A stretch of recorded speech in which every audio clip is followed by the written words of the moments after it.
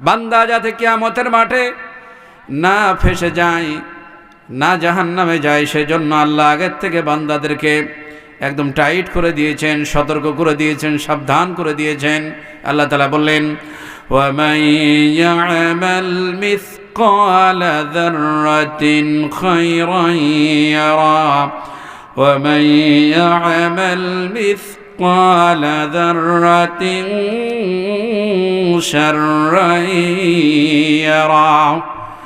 বান্দা যদি অনুপরিমাণ ভালো কোনো কাজ করেন, অনুপরিমাণ ভালো কাজ যদি আমার বান্দা করতে পারে, আমি রব্বুল আলামিন সেই বান্দার ভালো কাজের প্রতিদান দেওয়া হবে। অনুটাকারে বলা হয় অনু।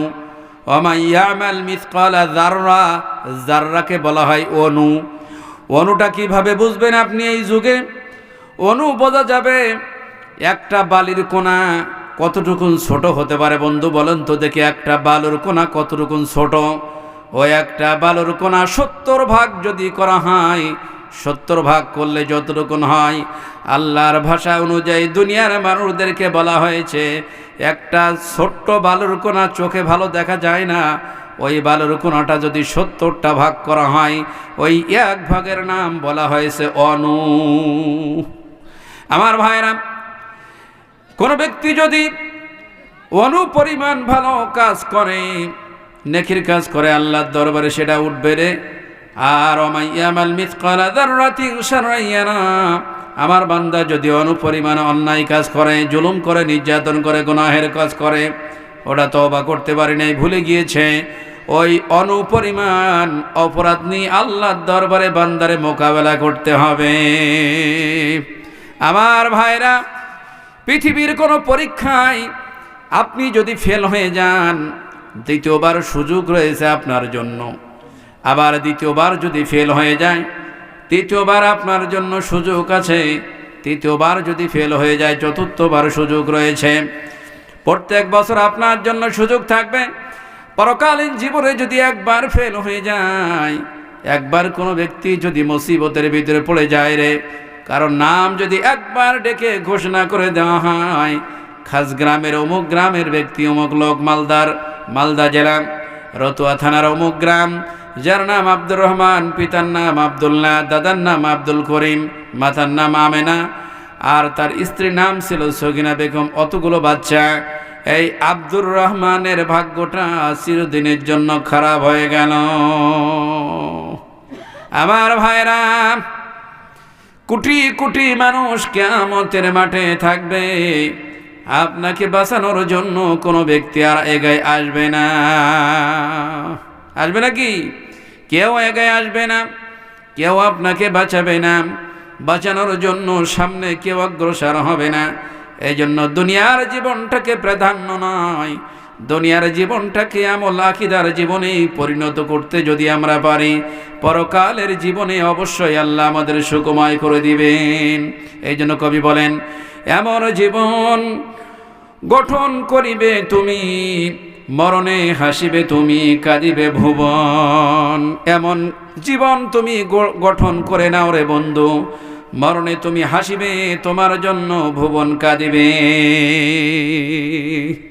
এমন জীবন যদি আমরা গড়িতে পারি বন্ধু, তাহলে কি হবে? আমাদের জীবন সোনায় সোহাগা হয়ে যাবে নাকি? তা না হলে মহা মুসিবতে আমরা পড়ে যাব। আমার বন্ধুগণ, কিয়ামতের মাঠে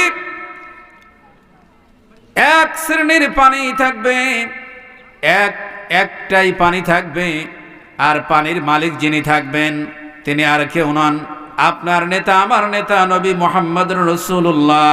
সবাই বলুন সাল্লাল্লাহু আলাইহি ওয়াসাল্লাম। আল্লাহ তাআলা তাকেই পানি দিয়েছেন, ওই পানির নাম বলা হয়েছে কাউসার। আল্লাহ বললেন, ইন্না আ'তাইনাকাল কাউসার, নিশ্চয় হে নবী আমি আপনাকে কাউসার দান করেছি। দিয়েছি বা দিব এমন নয়, আমি আল্লাহ আপনাকে কাউসার দিয়েছি। কাউসার কি হবে?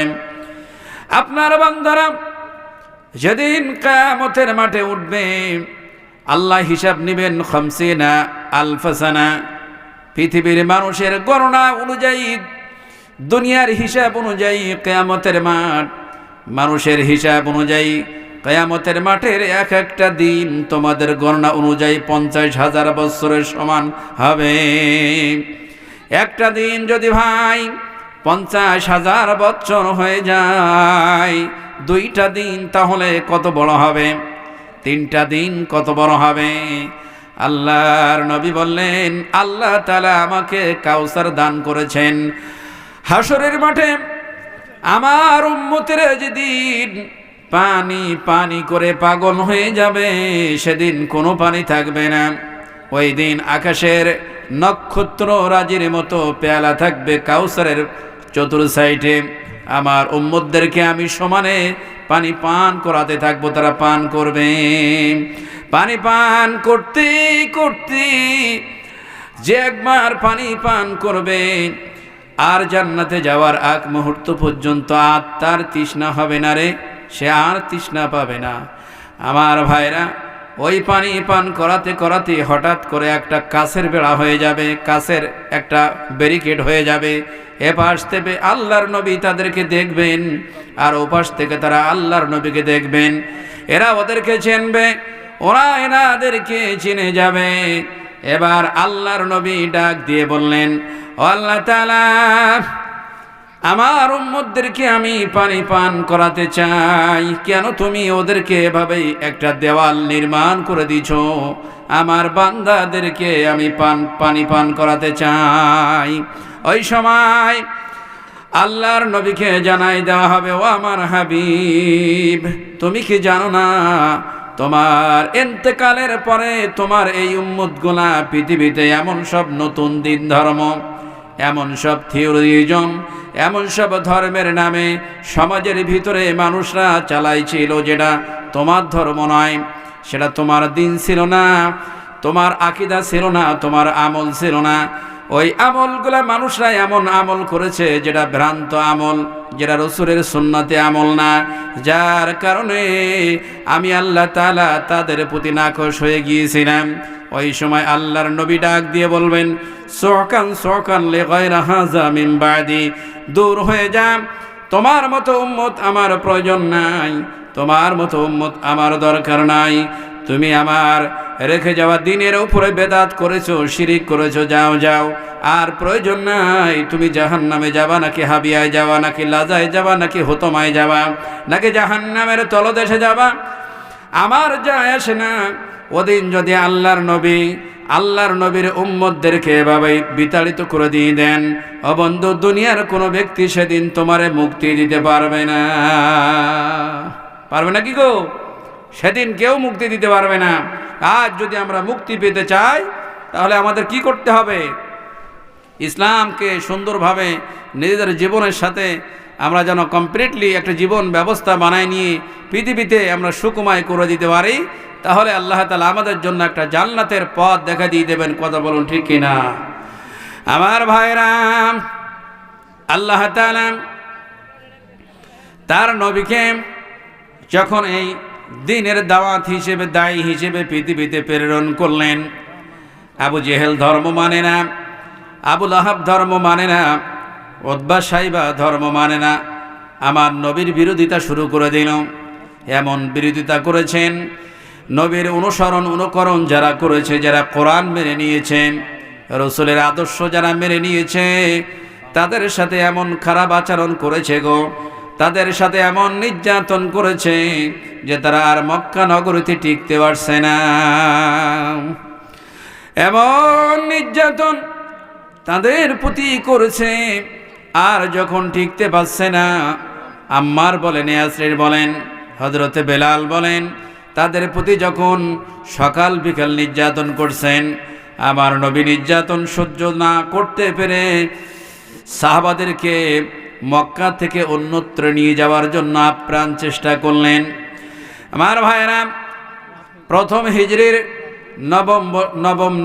পঞ্চম নবাবিতে আল্লাহর নবী চিন্তা করলেন, মক্কা নগরীতে যদি সাহাবারা এভাবেই করে থেকে যায়, তাহলে কাফেরদের নির্যাতনের হাত থেকে বাঁচানো যাবে না। তাই আল্লাহর নবী তার সাহাবাদেরকে ওখান থেকে সরানোর জন্য একটা আপ্রাণ চেষ্টা করলেন।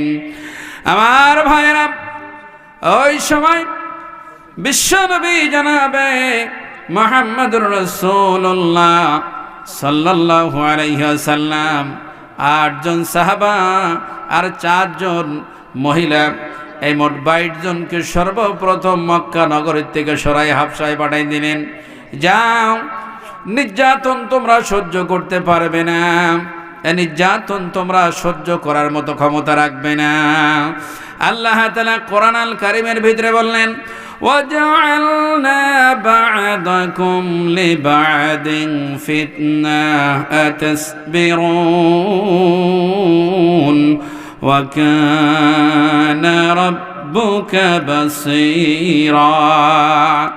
আমার আল্লাহ ডাক দিয়ে বললেন, এই পৃথিবীতে একজন মানুষ আর একজন মানুষের জন্য পরীক্ষা করে দিলাম।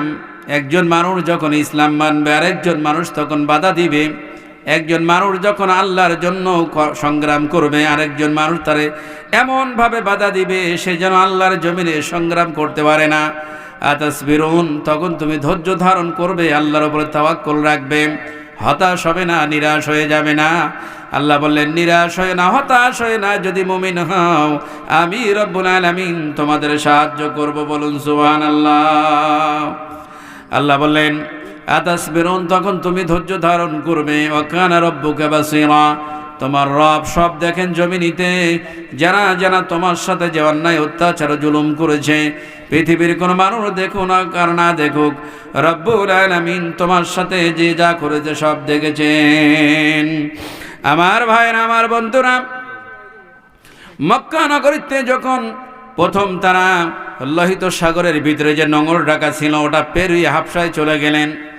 হাবশার বাদশা যিনি ছিলেন আসহামা নাজ্জাশী, তাওরাত এবং জাব্বুর এই দুইটা কেতাবের মহাজ্ঞানী মহাপণ্ডিত ব্যক্তি তিনি ছিলেন। মহাপণ্ডিত ব্যক্তি যখন তিনি ছিলেন, ওই ব্যক্তির শাসন আমল এত ভালো ছিল, তার কওমের মানুষরা নির্যাতন হলো না, তার কওমের মানুষদেরকে কষ্ট দেওয়া হতো না, তারা সকলে আনন্দ সহকারে মিলেমিশে থাকতে পারত।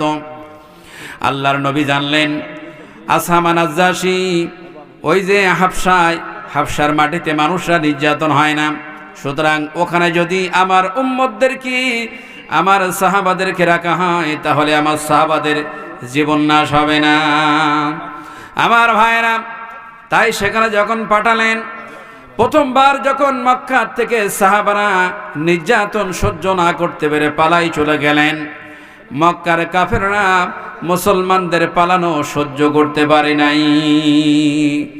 আমার ভাইরা, গোটা পৃথিবীতে দেখবেন আল্লাহর দিন কায়েমের লক্ষ্যে আল্লাহর বান্দারা যখন আল্লাহর দিন কায়েমের জন্য চেষ্টা করবে, প্রচেষ্টা করবে, দেখবেন তারা চতুর্দিক দিয়ে ত্রিনিমুখীভাবে তাদের প্রতি নির্যাতন করবে বা নির্যাতন করেছে।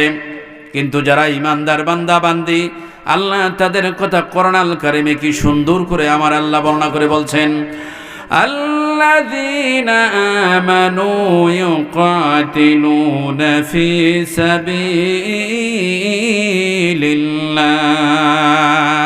আল্লাহ বলেন, যারা আল্লাহর প্রতি ঈমান আনয়ন করেছে এরা হলো আল্লাহর বন্ধু, এরা হলো আল্লাহর প্রতিনিধি, এরা হলো আল্লাহর দায়িত্বশীল ব্যক্তি।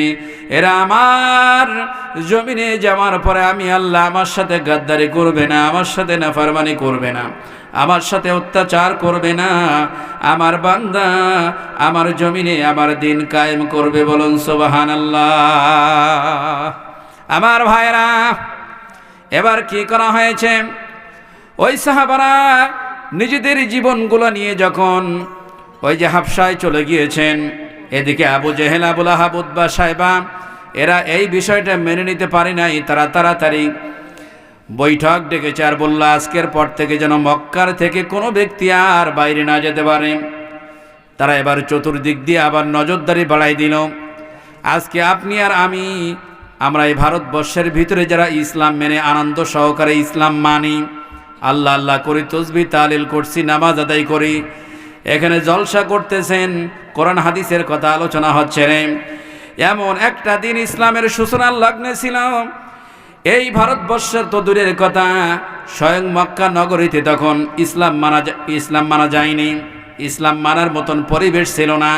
আজ তাদের জীবনের বিনিময়ে, কষ্টের বিনিময়ে আল্লাহ তাআলা 1450 বছর পরেও আমরা ইসলাম শান্তিভাবে মানতে পারি, বলুন ঠিক কিনা?